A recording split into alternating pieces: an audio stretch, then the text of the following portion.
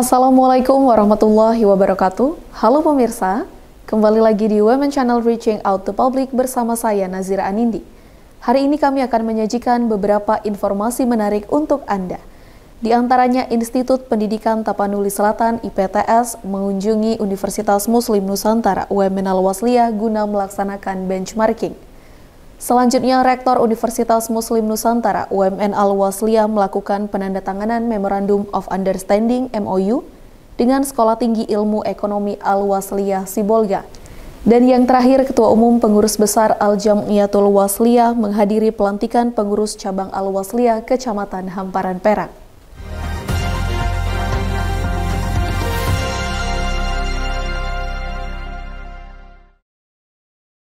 Mengawali informasi hari ini, Institut Pendidikan Tapanuli Selatan IPTS mengunjungi Universitas Muslim Nusantara UMN Al-Wasliyah guna melaksanakan benchmarking.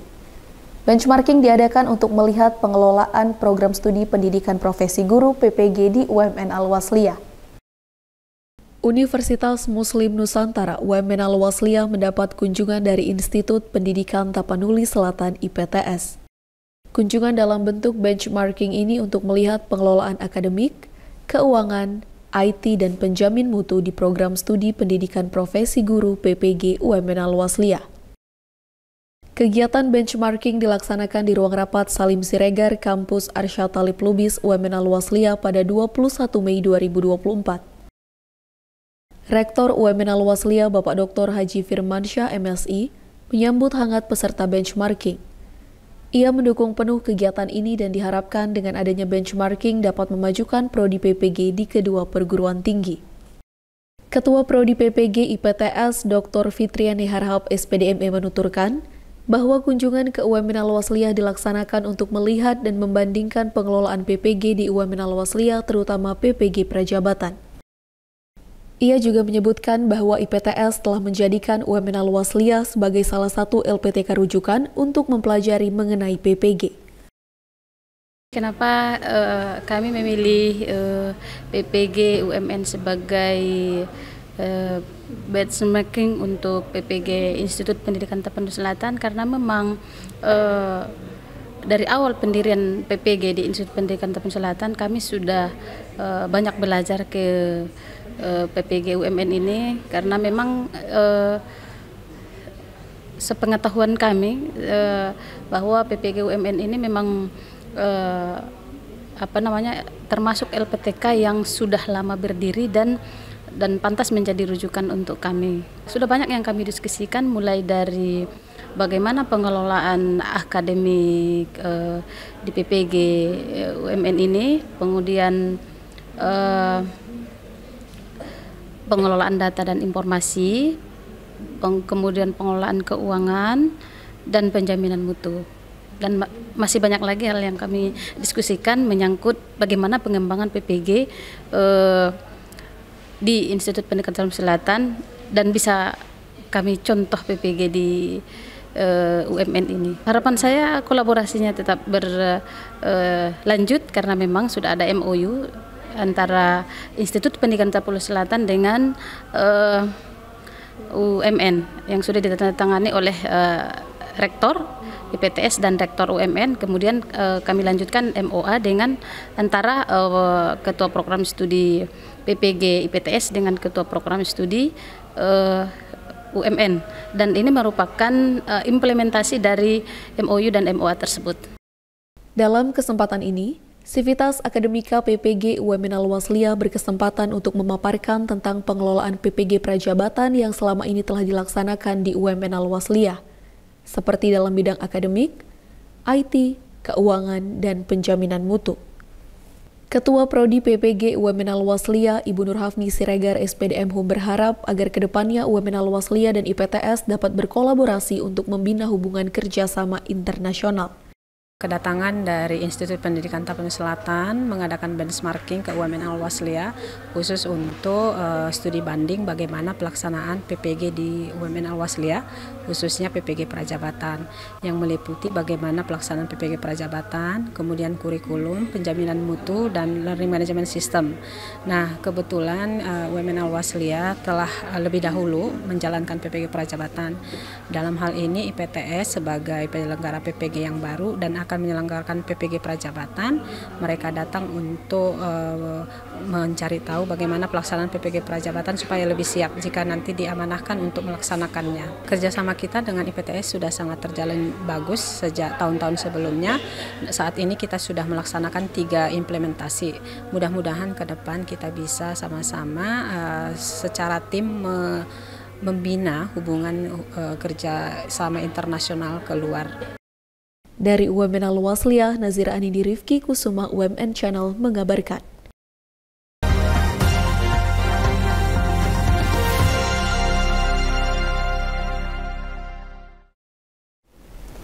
Pemirsa, Rektor Universitas Muslim Nusantara UMN Al-Wasliyah melakukan penandatanganan Memorandum of Understanding MOU dengan Sekolah Tinggi Ilmu Ekonomi Al-Wasliyah Sibolga. Kerjasama yang akan dijalin nantinya yaitu dalam bidang Tridharma Perguruan Tinggi. Rektor Universitas Muslim Nusantara UMN Al-Wasliyah menandatangani Memorandum of Understanding MOU dengan Sekolah Tinggi Ilmu Ekonomi STIE Al-Wasliyah Sibolga.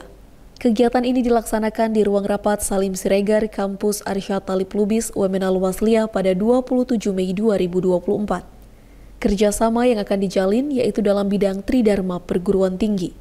Rektor UMN Al-Wasliyah Dr. Haji Firman Syah MSI menyambut hangat pihak STIE Al-Wasliyah Sibolga.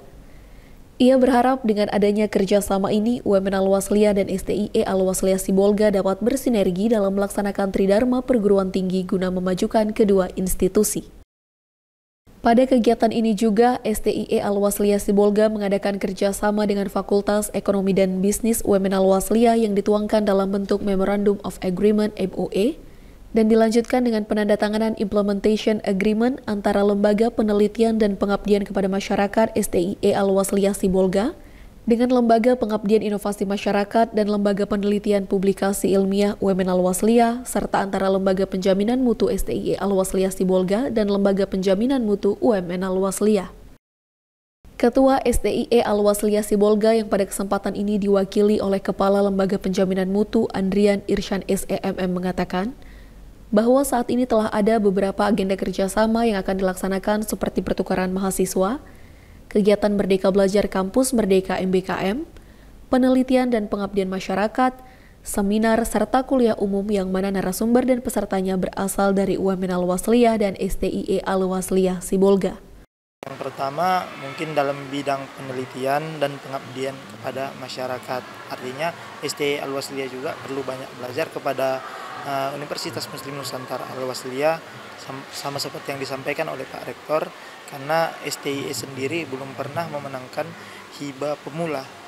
Maka dari itu kita datang ke sini untuk belajar. Sudah ada 8 agenda. Yang pertama itu yang bisa saya sebutkan mungkin seperti program Merdeka.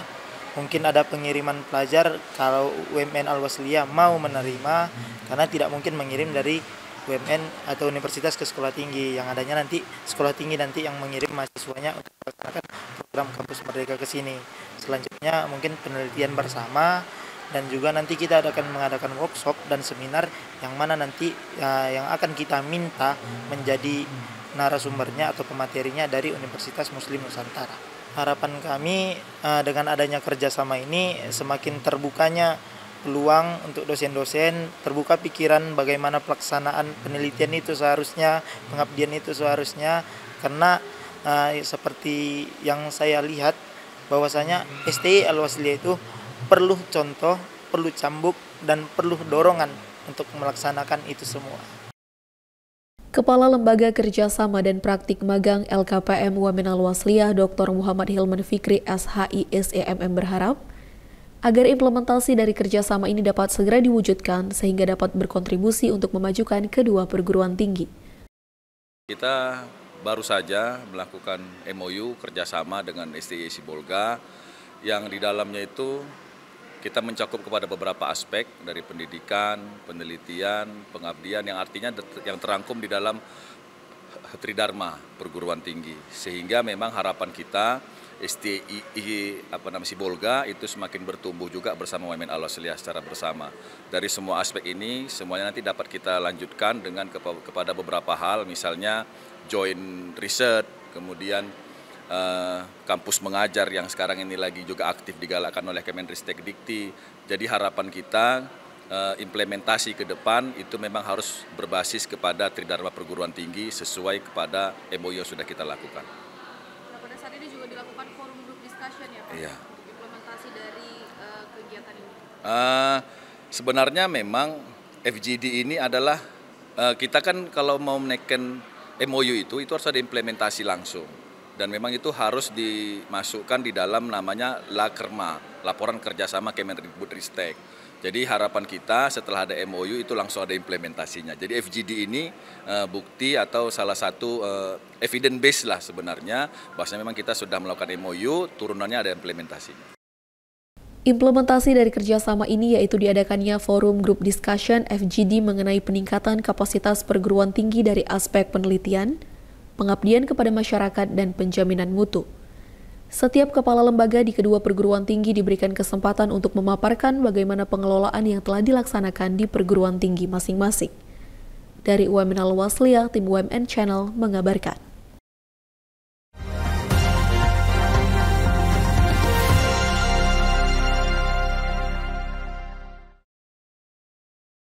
Pemirsa, Ketua Umum Pengurus Besar Al-Jam'iyatul Wasliyah menghadiri pelantikan pengurus cabang Al-Wasliyah Kecamatan Hamparan Perak. Pada kesempatan kali ini juga Pengurus Besar Al-Wasliyah menerima wakaf bangunan yang berdiri di atas tanah seluas 220 meter persegi.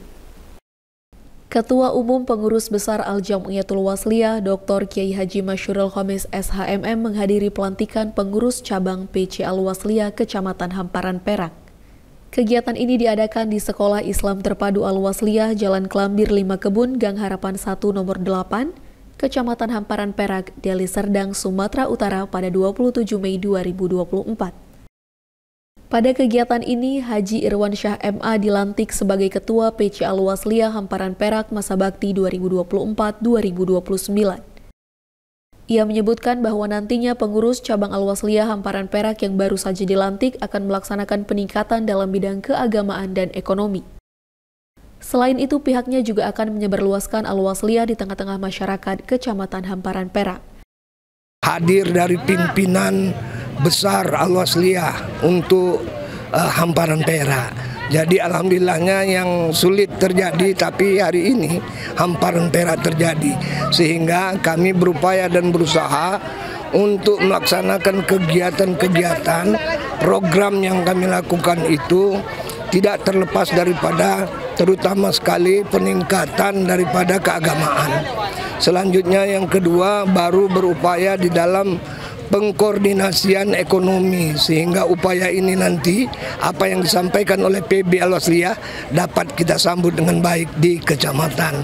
Selanjutnya juga kami akan melakukan dakwah karena itu penting untuk masyarakat dan khalayak ramai.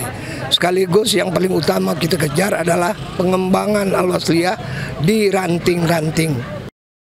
Dr. Kiai Haji Masyurul Khomis berpesan kepada seluruh pengurus agar dapat meluangkan waktu, tenaga, dan pikiran untuk bertanggung jawab terhadap urusan umat. Yang pertama begini, seperti saya sebut, kalau pengurus ya harus siap untuk ngurusin orang, jangan ngurusin diri sendiri gitu.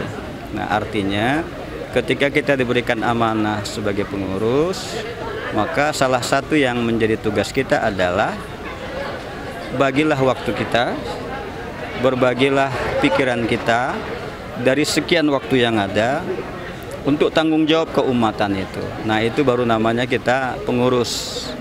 Tapi kalau kita pengurus justru kita diurusin, nah, saya pikir lebih bagus selesaikan dulu urusan kita. Selain pelantikan pengurus cabang, kegiatan kali ini juga diisi dengan penyerahan wakaf bangunan seluas 220 meter persegi yang diserahkan oleh Dr. KRT Hardi Mulyono Kasur Bakti kepada pengurus besar Al-Jam'iyatul Wasliyah. Nantinya bangunan ini akan direnovasi untuk dapat digunakan sebagai lembaga pendidikan Al-Wasliyah. Sebelumnya, Dr. Hardi Mulyono juga telah menyerahkan tanah wakaf yang berada tepat di sebelah bangunan ini, di mana saat ini telah berdiri Taman Kanak-Kanak dan Sekolah Dasar Islam Terpadu Al-Wasliyah di tanah tersebut, sehingga keseluruhan wakaf yang telah diserahkan sebesar 1.300 meter persegi. Harapan saya tentu apa yang saya wakafkan hari ini bisa membawa manfaat seluas-luasnya bagi pendidikan umat Islam. Saya mewakafkannya secara ikhlas kepada Al-Jamiatul Wasliyah karena saya yakin dan percaya Al-Wasliyah akan memanfaatkan ini untuk kepentingan umat. Itulah harapan kami dari keluarga. Saya mewakili keluarga saya hari ini mewakafkan yang ketiga. Jadi jumlah seluruhnya 1.300 meter untuk digunakan seluas-luasnya bagi kepentingan Al-Wasliyah. Ketua Umum Pengurus Besar Al-Jamiatul Wasliyah bersyukur karena Al-Wasliyah diberikan kepercayaan untuk dapat mengelola bangunan wakaf ini. Ia menuturkan bahwa kedepannya pengurus besar dan pengurus wilayah Al-Wasliyah Sumatera Utara akan mengkaji mengenai kelanjutan dari bangunan ini. Apakah lokasi ini akan dijadikan sebagai lembaga pendidikan atau juga dapat dijadikan sebagai wakaf produktif? Yang pertama tentu kita berterima kasih dan bersyukur kepada Allah.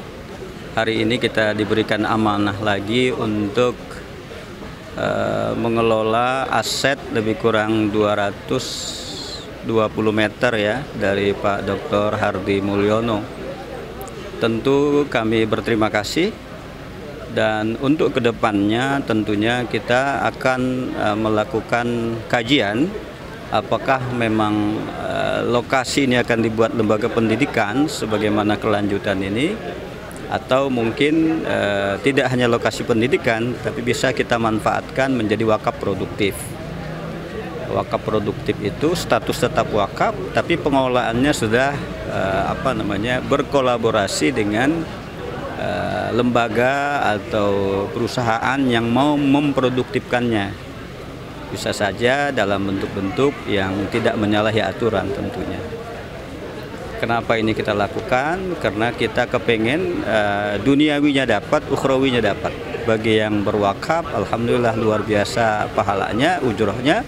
Tapi bagi kita yang menerima wakaf juga harus mengoptimalkannya sehingga pengelolanya akan lebih bersemangat, sehingga nanti bisa bermanfaat bagi masyarakat khususnya di sekitar ini. Diharapkan wakaf ini dapat memberikan manfaat jangka panjang bagi kepentingan masyarakat, khususnya yang berada di sekitar lokasi tersebut. Dari Deli Serdang, Sumatera Utara, Nazira Anindi Rifki Kusuma, UMN Channel, mengabarkan.